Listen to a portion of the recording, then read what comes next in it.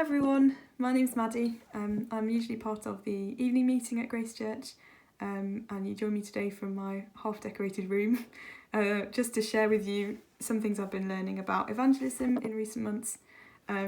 So the first thing I want to share is this book. It's called The Glories of God's Love by Milton Vincent, and I've been learning a lot from it. I actually have quite a few copies, so if you'd like one, let me know.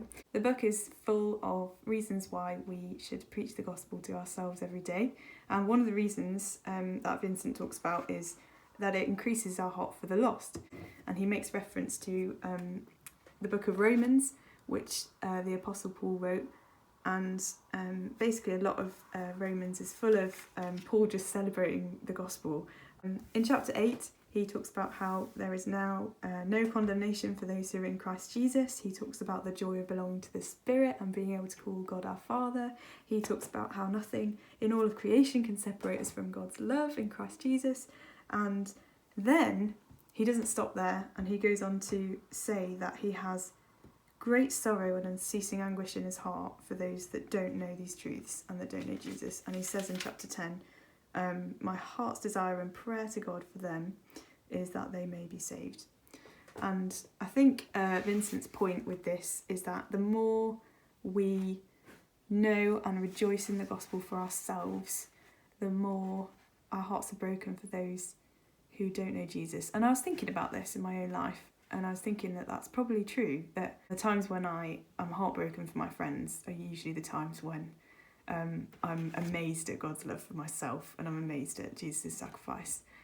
So I've been trying to rejoice more in the gospel for myself, and not only for my benefit, but for the sake of my friends, because the more my heart is broken for them, the more I'm spurred to act and to share Jesus with them, and the more I'm actually spurred to pray for them as well. Partway through lockdown, I moved back home to stay with my family, and I remember feeling quite gutted because I lived with one of my best friends who's not Christian, and I really was hoping that I'd be able to make headway with her, and then it got taken away.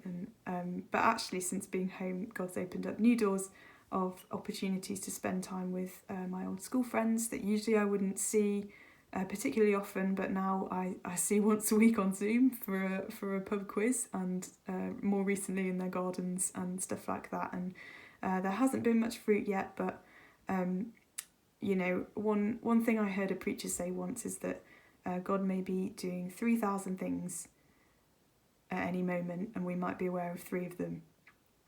And I find that really encouraging, that even though I don't see fruit in my friends, he's still working. And he also never wastes time. So the time spent with our friends, with those that don't know him, he will use it.